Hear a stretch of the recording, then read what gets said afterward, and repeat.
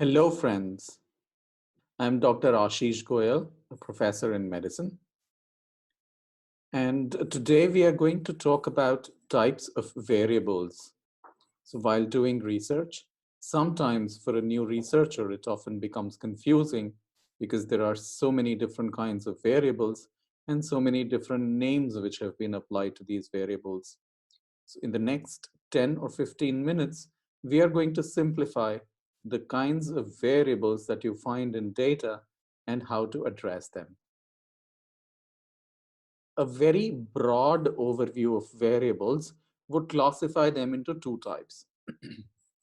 One would be quantitative, and the other type would be qualitative. Quantitative, as the name suggests, means that they are related to some inherent quantity or a number, whereas qualitative means that they are related to some kind of a quality of the data that is being presented. Now, quantitative variables, again, can be of two types. One is continuous. As the name suggests, they are continuously distributed. And the prototype of a continuous variable could be age, weight, or height, which are completely continuous data in terms of their recording. The other kind of variables which are quantitative are the discrete variables.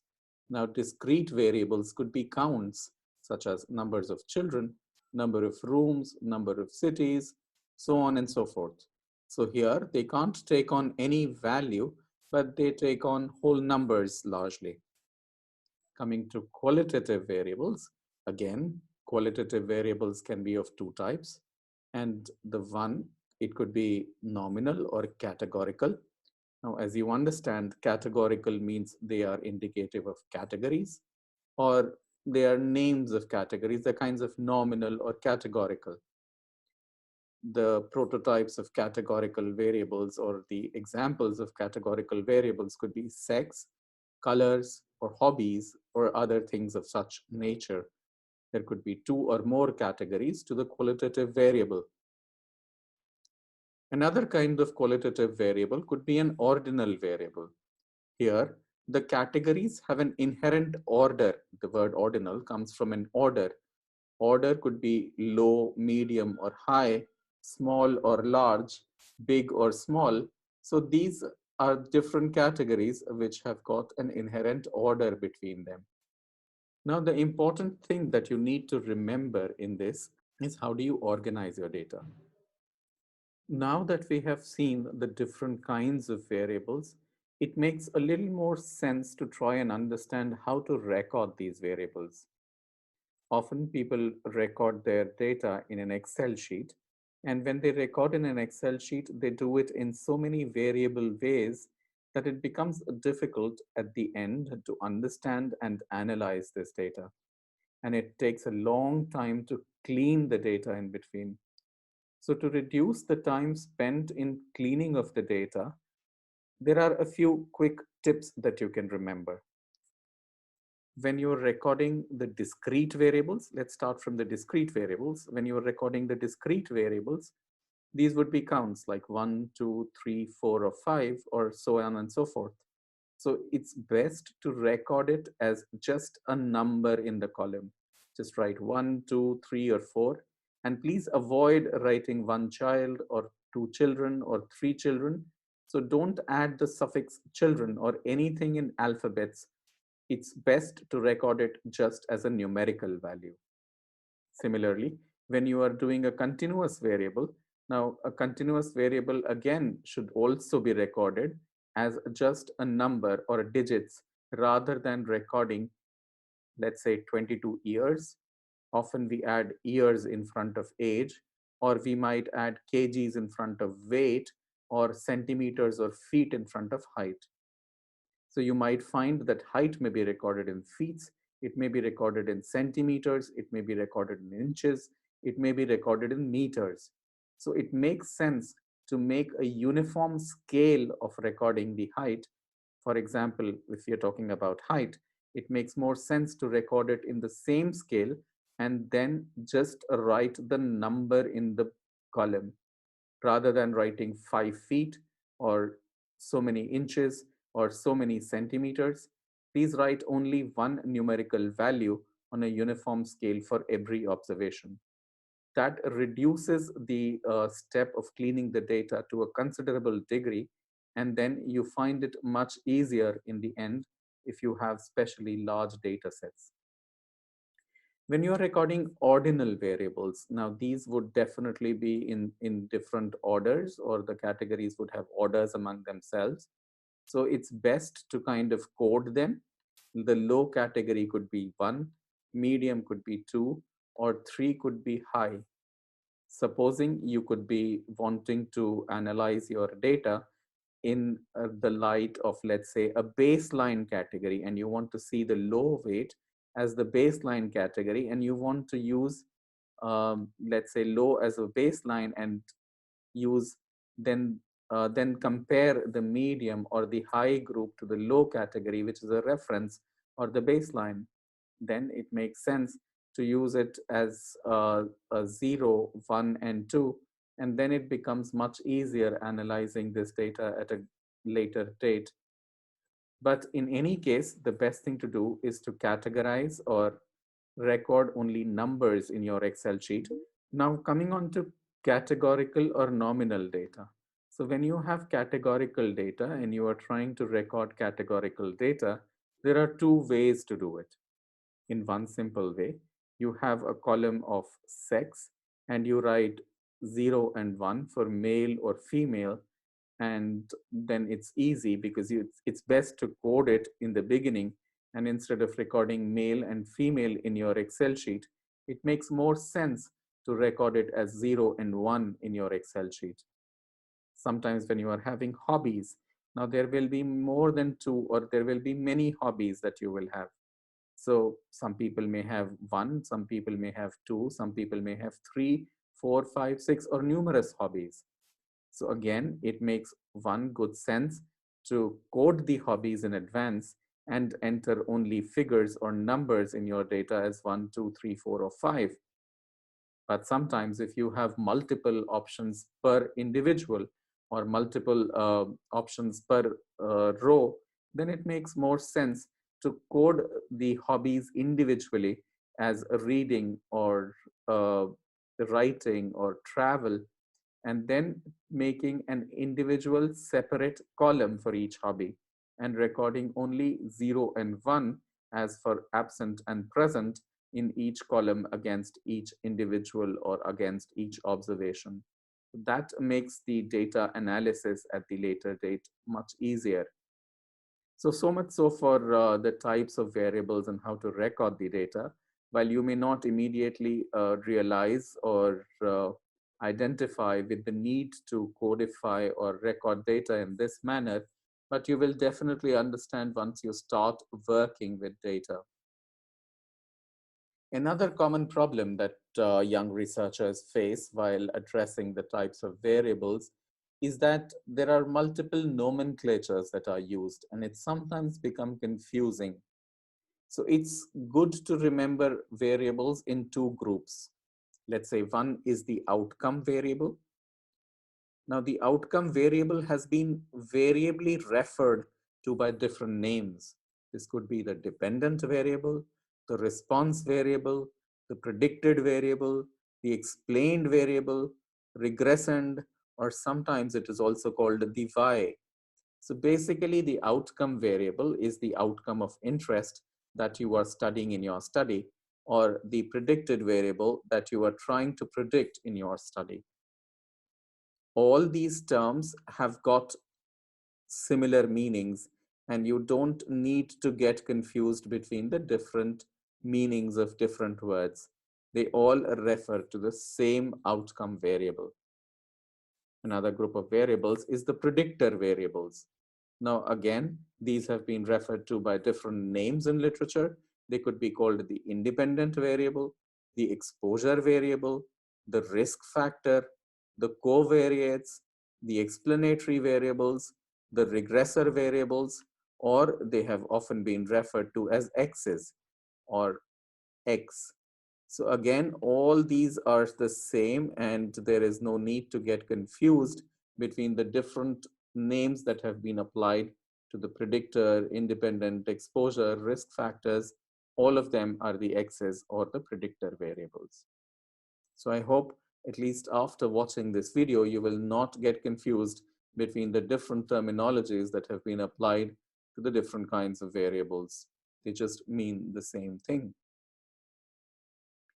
Besides this, there are three other terms that I want to introduce to you and should become very important or a usual part of your vocabulary when you're designing your studies.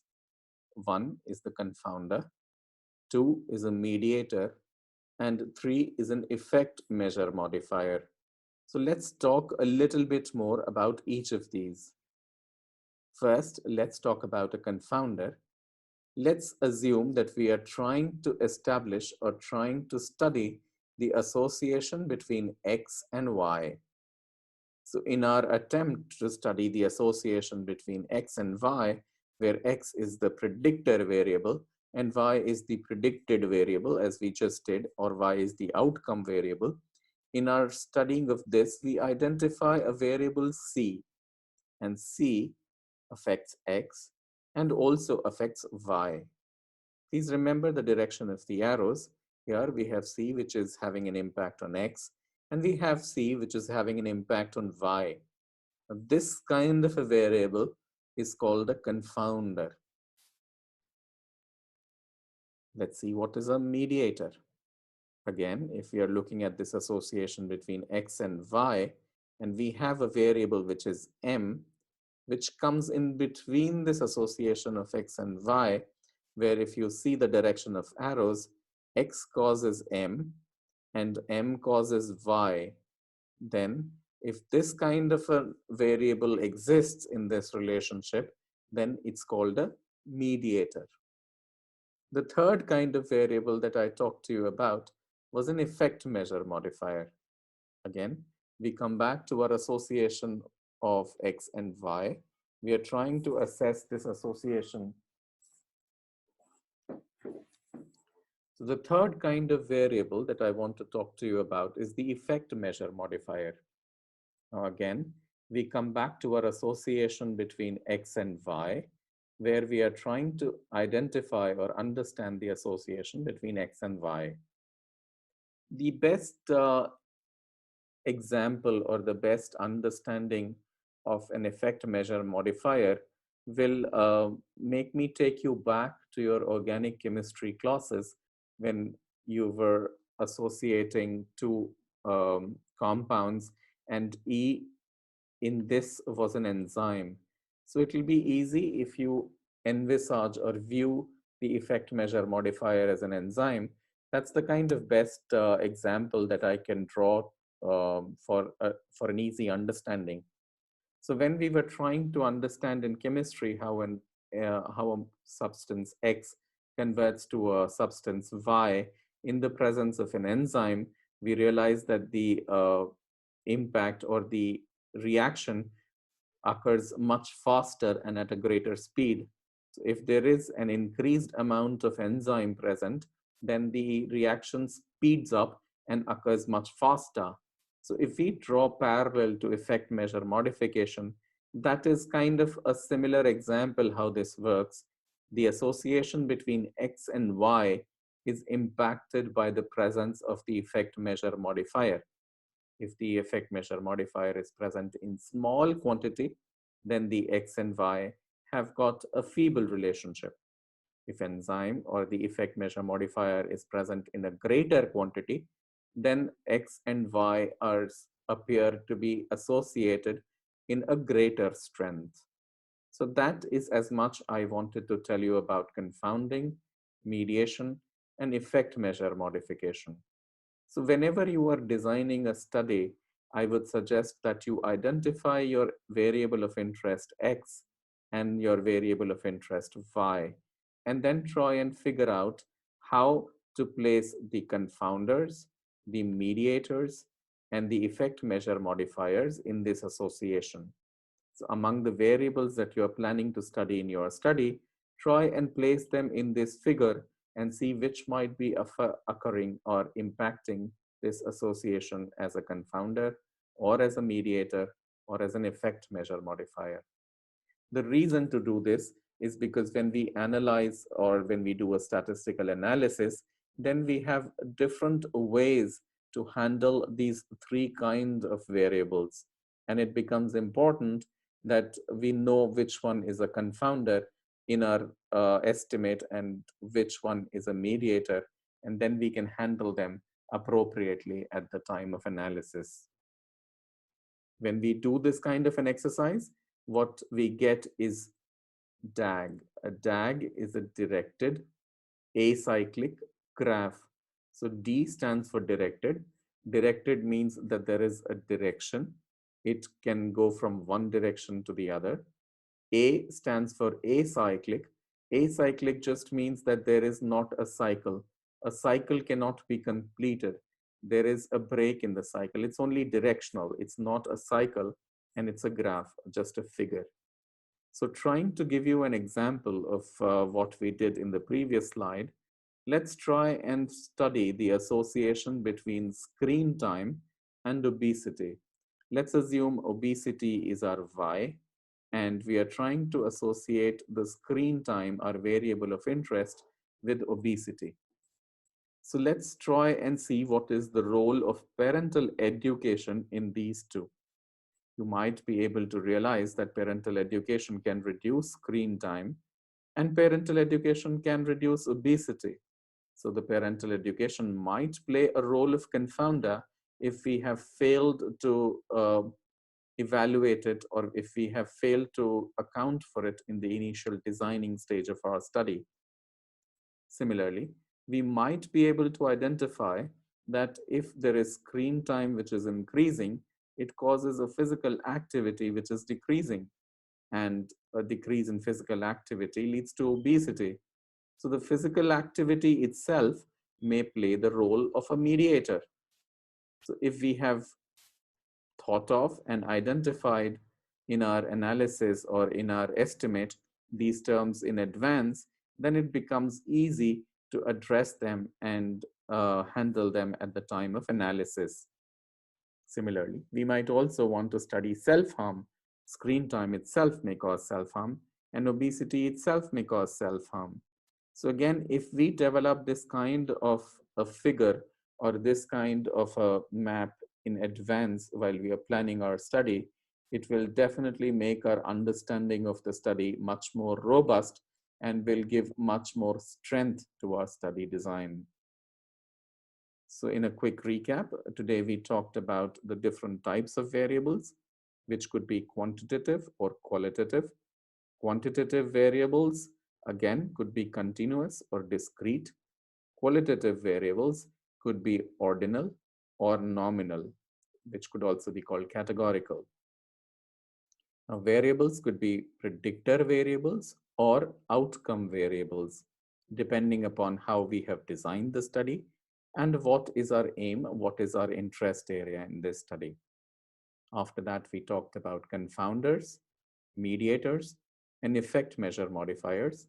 And finally, we discussed how we can develop directed acyclic graphs and how they can improve our understanding of the study, and our study design can become much more robust by doing that.